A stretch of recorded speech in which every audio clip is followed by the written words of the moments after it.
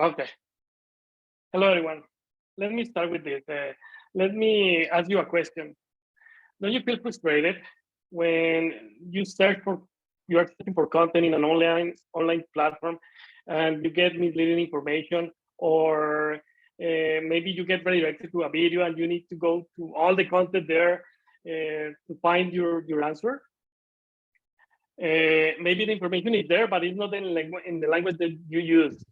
Or maybe you are using a synonym or other type of word to your searching, and you don't get the result, right? So yes, I think that's a symptom, and you are not alone. Let me show you some data here about a learning platform. There are a lot of students there, and there are a lot of people and learners trying to find information in those platforms.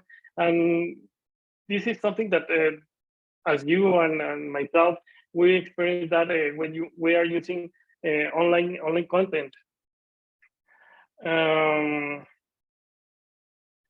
So the current solutions is basically text search. You go to a search bar, you put a term there, and they give you the result if they have it. Or maybe it's just scraping through the description of the content, and the information that you get is just wrong.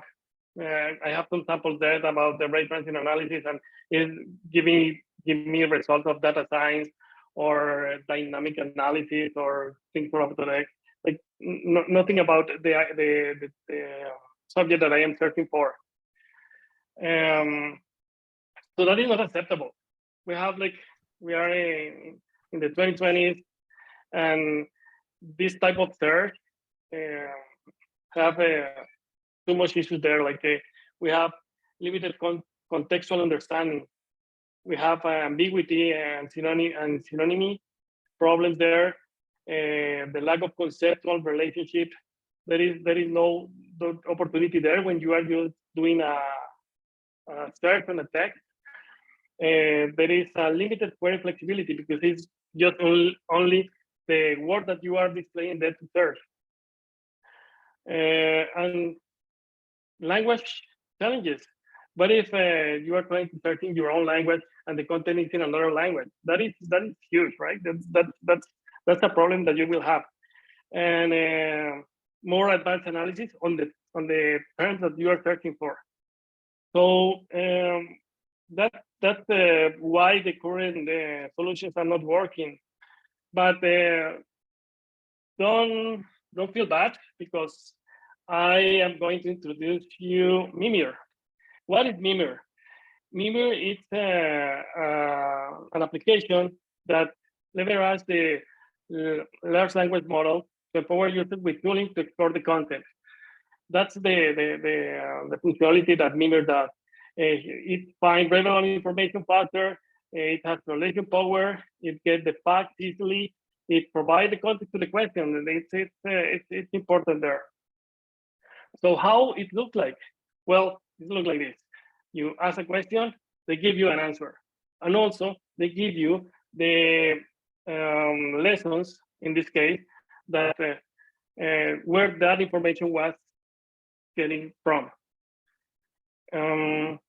So yeah, that looks good. And how it's built? Well, let me tell you how it's built here. We have documents in HTML format. We put it. I have the application running on Google Colab.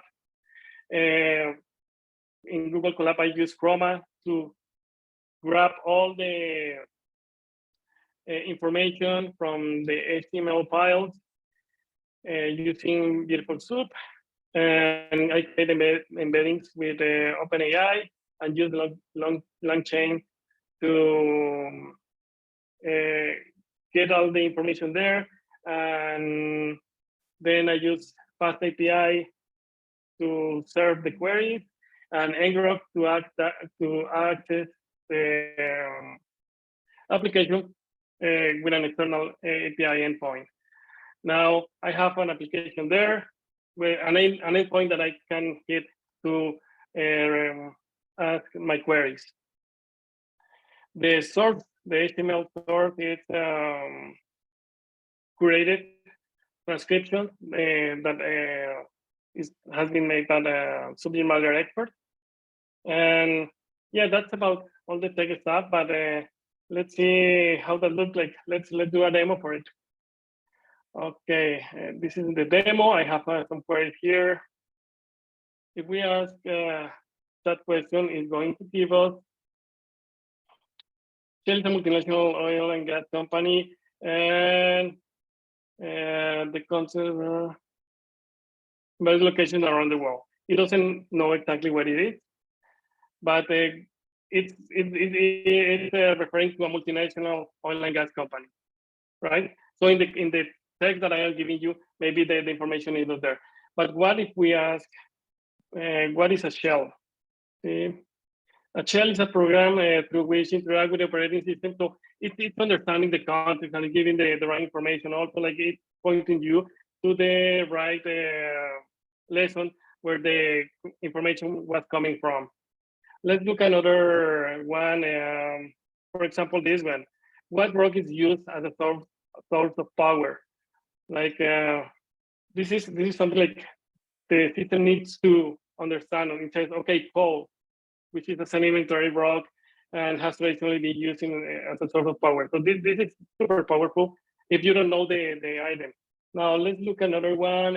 For example, this one from Spanish. ¿Qué temas trata el curso? Cyber core analysis. Let's see how it goes. Well, it understands that it's in Spanish and it gives you the response in Spanish. So el curso trata sobre el análisis de núcleos, etc., etc., etc. So this is super good if you want to get a fact or if you want to get something on your own language. If you use synonyms, the system will be able to understand it. Quiz example, let's look real fast at this. This is a question that what are share velocity logs used for? So I can just go there and say, okay, I don't remember exactly what is that. Let's look at it. Measure wave velocities. So there. Okay, we need to go there from all this data, but we eventually will get there. For the time's sake, 1 minute. Okay, let's see feature work. We need to have a feedback when we put this into production. We need to have feedback from the user. We need to track users. What are the type of questions that the users are doing so we can improve or get more content there if the content that they are asking for, we don't have it. Test new LLM models, explore the cost and it's right now. Improve the LLM ops pipeline. At this moment, it's in collab and it's manually there. And maybe put a chat feature, like doing the memory and do that back and forth with the system. That would be really useful there too. Conclusions: LLM is super powerful. It's super powerful, and it's key to fit with good information. If I don't put good information, if I don't put the right context, will give me whatever. There are opportunities to get better tooling and facilitate the learning process. So we can improve the learning process to the learner. So let's do it. And this is only the beginning. Thank you for Brain, office hours, breakup rooms, community session. All this is perfect. I love it. Greg, Michael, Ali, Chris, thank you so much for all the stuff and all the other core participants.